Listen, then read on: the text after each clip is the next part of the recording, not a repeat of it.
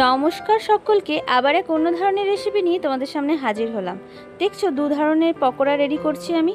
বলো তো এটা কি? এখানে আমি নিচ্ছি বাঁধাকপি। বাঁধাকপিটাকে গ্রেট করে নিয়েছি। আমি এখানে অল্পই বাঁধাকপিটা নিয়েছি, মানে অর্ধেকেরও অর্ধেক বাঁধাকপি আমি এখানেই নিয়েছি। আর বাঁধাকপিটাকে আমি এখানে জলের মধ্যে একটু লেবুর রস দিয়ে ভালো করে সেদ্ধ করে নেব। একটু নুন হলুদ দিয়ে সেদ্ধ করে নেব, তারপরে আমি ফিরে আসছি।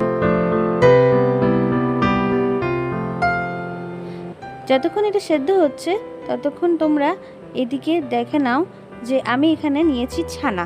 ছানার সঙ্গে নিচ্ছি আলু, সরি এটা ছানা নয়, পনিরটাকে আমি ছানার মতো করে নিয়েছি। আর এটাকে এবার নিচ্ছি আলু। বাড়িতে ছিল না ছানা, তাই জন্য পনিরটাকে আমি ছানা বানিয়ে নিয়েছি। এবারে আমি এর মধ্যে দিচ্ছি কাঁচা লঙ্কা কুচো 3টে, আর দিচ্ছি আদা কুচো। ভালো করে আদাটাকে কুচো করে নিয়েছি। আর নিয়েছি বাঁধাকপি, যেটাকে সেদ্ধ করে রেখেছিলাম।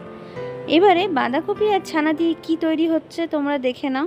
এখানে আমি কিছু বেসিক মশলা দিচ্ছি। এখানে দিচ্ছি যেরকম একটু জিরে গুঁড়ো, একটু নুন, চিনি, আর একটু ভাজা মশলা, গোলমরিচের গুঁড়ো, আর কাশ্মীর লঙ্কার গুঁড়ো, আর গরম মশলার গুঁড়ো আমি দিয়ে দিয়েছি, আর একটু হলুদ দিয়ে পরে এটাকে ভালো করে মাখিয়ে নিচ্ছি। একদম ভালো করে মাখিয়ে নিতে হবে যাতে করে কোনো ডলা না থাকে। আর দিয়েছি ধনেপাতা কুচি, আর এখানে দিচ্ছি আমি একটু ময়দা দিয়ে ভালো করে মাখিয়ে নেব।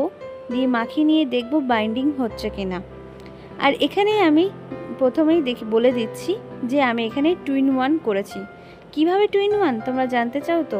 নিশ্চয়ই জানাবো, তোমাদের তো জানানো আমার কাজ। এই দেখো, আমি এখানে প্রথমে আগে দেখে নিচ্ছি এটা কেমন বল রেডি হচ্ছে কিনা। এখানে দেখছি এখানে বল রেডি হয়ে গেছে। এখানে আমি একবার প্রথমে বলগুলো একবার সাইড করে দিলাম, বড় বড় করে বল করে নিয়েছি। এবারে এই বলগুলো করে নেওয়ার পরে আমি একটা চাপিং বোর্ডের মধ্যে ময়দা দিয়ে একটু লম্বাটে করে নিয়েছি, কারণ এটা আমি একটু স্ন্যাক্স রেডি করছি। স্ন্যাক্সটা দেখে নাও কত ইজি আর কত তাড়াতাড়ি হতে পারে। আমি একটা খাবার দিয়ে তোমাদের কেন বললাম 2-in-1 সেটা আমি পরে আসছি, দেখে নাও। এদিকে আমি প্রথমে এগুলোকে একটু সিলিন্ডার টাইপ করে নিলাম, দিয়ে এক একটা করে আমি পুরো সিলিন্ডারের মতো করে নিচ্ছি। জানি ভিডিওটা একটু বেশি লেন্দি হয়ে যাবে, কিন্তু একটু ধৈর্য সহকারে পুরো ভিডিওটা দেখো প্লিজ।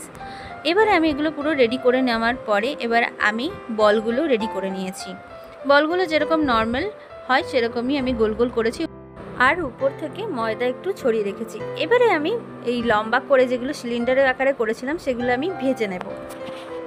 এখানে ভেজে নেব লাল লাল করে, যেরকম হালকা লাল মানে গোল্ডেন কালার হয়ে যাবে তখন আমি তুলে নিচ্ছি। এখানে একটুখানি সাবধানে ভাজতে হবে, না হলে এটা ভেঙে যেতে পারে। একটা দুটো করে বেশি ভাজা যাবে না, একটা দুটো করে ভেজে নিতে হবে।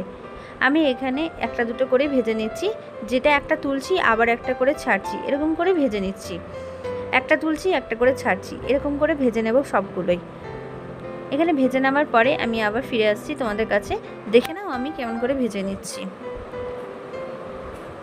যতক্ষণ এগুলো ভাজা হচ্ছে ততক্ষণ আমার বলে দাও কে কোথা থেকে আমার ভিডিওগুলো দেখছো, অবশ্যই জানাতে ভুলো না।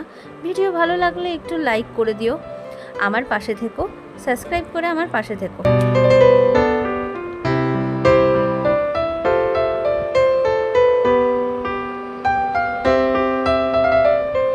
এবারে আমার এগুলো প্রায় ভাজা কমপ্লিট হয়ে গেছে। এবারে আমি এগুলো সব তুলে রাখবো। এবার দেখে নাও সার্ভিং প্লেটে আমি সাজিয়ে রেখেছি, কারণ এখানে আমার হাজব্যান্ডের দাবি ছিল যে তারা একটা স্ন্যাক্স চাই। আমি কি করব বুঝতে পারছিলাম না। আমি ভাবছিলাম এখান থেকেই কিছু সাইড করে নেব, মানে একটা করে নেব আমি গোল রকমের, একটা করে নিচ্ছি লম্বাটে। এভাবে আমি বুদ্ধি করে 2-in-1 কাজ করেছি, কারণ বেশি খাটতে হবে না বলে। এবারে আমি কম খাটনি করে বেশি কাজ করে ফেলেছি। বলতে পারবো যে এবার থেকে আমি অনেক কিছু রান্না করেছি, কিন্তু আমি তো জানি আমি কি চালাকি করেছি। তোমরা তো বুঝতে পারছো কি না? অবশ্যই বুঝতে পারবে। এদিকে আমি কাজু আর কিশমিশ, কাঁচা লঙ্কা আর টমেটোটাকে আর একটু জিরে দিয়েছি 1 চামচের মতো, পেস্ট করে নিচ্ছি। দিয়ে পেস্ট করে নেওয়ার পরে আমি আবার ফিরে আসছি তোমাদের কাছে। এখানে আমি কড়াইয়ের মধ্যে তেল নিয়েছি, তেলের মধ্যে দিচ্ছি একটা গোটা গরম মশলা আর তেজপাতা, ফোড়নে দিয়েছি, আর উপর থেকে দিচ্ছি কাশ্মীরি লঙ্কা। কাশ্মীরি লঙ্কার গুঁড়ো একটাই কারণে দেওয়া, কালার খুব ভালো আসে, এর কারণের জন্যই কাশ্মীরি লঙ্কা দেওয়া। এবার আমি বাদামের পেস্টটা দিয়ে দিয়েছি, দিয়ে পরে ভালো করে নাড়িয়ে নিতে হবে যতক্ষণ না এটার গন্ধটা, কাঁচা গন্ধটা যাচ্ছে। দিয়ে একটুখানি জলটা দিয়ে দিয়েছি, জলটা দিয়ে আবার ভালো করে নাড়িয়ে নেবো। এটা আবার ভালো করে কষিয়ে নিতে হবে। কষিয়ে নেওয়ার পরে আমি এখানে দিচ্ছি নুন স্বাদ মতো, আর চিনি দিয়েছি 8 চামচ। যতটা পরিমাণ চিনি লাগবে ততটা পরিমাণ এখানে চিনি ব্যবহার করা হচ্ছে। যদি আবার টেস্ট করে দেখা হবে যে কীরকম লাগছে, তারপরে আবার নইলে নুন বা চিনি অ্যাডজাস্ট করা হবে। এবারে আমি এটাকে ভালো করে ঢাকা দিয়ে কিছুক্ষণ রাখবো। কিছুক্ষণ পরে আবার ঢাকা তুলে নেব। দেখো কালারটা চেঞ্জ হয়ে গেছে। এবারে আমি এটাকে আবার কিছুক্ষণ কষিয়ে নেব। এটাকে একটুখানি নাড়তে হবে, কারণ এটা বাদাম বাটা তো নিচে লেগে যেতে পারে, তার জন্য। এবারে আমি এখানে জলটা দিয়ে দিয়েছি। জল দেওয়ার পরে আরও কিছুক্ষণ নাড়তে হবে। এবারে আমি এখানে মশলা দেব। এখানে দিয়েছি গোলমরিচের গুঁড়ো, একটু জিরে গুঁড়ো, একটু ধনে গুঁড়ো, কাশ্মীর লঙ্কার গুঁড়ো, একটু কাঁচা এমনি শুকনো লঙ্কার গুঁড়ো দিয়ে পরে ভালো করে কষিয়ে নিচ্ছি। কষিয়ে নেওয়ার পরে আবার আমি কিছুক্ষণ পরে আসছি। গ্রেভিটাকে ঢাকা দেওয়ার আগে একটুখানি জল দিয়ে দিচ্ছি। জল না দিলে আবার লেগে যেতে পারে। জল দিয়ে পরে আবার ঢাকা দিয়েছিলাম। আবার কিছুক্ষণ পরে ঢাকা তুলে কষিয়ে নেব। এরকম 2-3 বার করার পরে গ্রেভিটার কালার যখন চেঞ্জ হয়ে আসবে, এবারে আমি কোপ্তাগুলো এর মধ্যে দিয়ে দিচ্ছি। কোপ্তাগুলো দিয়ে পরে আবার কিছুক্ষণ ফুটিয়ে নেব।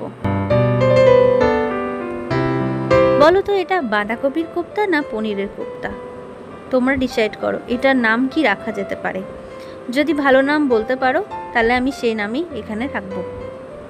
অবশ্যই আমার কমেন্ট বক্সে মেসেজ করে জানিও যে এই রান্নাটার নাম কি রাখতে পারি।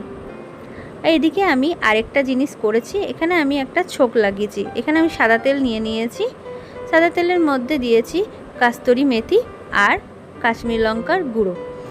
সবাই তো ওপর থেকে মেথি ড্রাই রোস্ট করে দেয়, আমি এবারে অন্যরকম করেছি। আমি তেলের মধ্যে ভেজে দিয়েছি যাতে একটু অন্যরকম টেস্ট হয়। তারপরে আমি এটাকে নাড়িয়ে পরে দিচ্ছি। এবারে আমি এটাকে দিয়ে দেবো যতক্ষণ এটা হয়ে যাচ্ছে। এবারে আমি এর মধ্যে দিয়ে দিলাম। দেখো কালারটা পুরো চেঞ্জ হয়ে গেছে, পুরো ব্ল্যাক হয়ে গেছে, কিন্তু এটা নাড়িয়ে নেওয়ার পরে কালারটা পুরো চেঞ্জ হয়ে যাবে। এবারে আমি এটাকে নাড়িয়ে নিচ্ছি। একটুখানি উপর থেকে আবার দিয়ে দিলাম চামচ দিয়ে নেড়ে ঝোলটা। এবারে আমি খুন্তি দিয়ে এটাকে নাড়িয়ে নিলাম। আস্তে আস্তে নাড়াতে হবে যাতে কোপ্তাগুলো ভেঙে না যায়, খুব সফট তো তাই জন্যই। এটা রেডি হয়ে গেল আমার বাঁধাকপি উইথ পনির কোপ্তা। কেমন লাগলো ভিডিওটা জানাতে ভুলো না। এরকম ভিডিও নিয়ে আবার তোমাদের সামনে হাজির হব। আজকে বিদায় নিচ্ছি। তোমরা ভালো থেকো, সুস্থ থেকো, টাটা।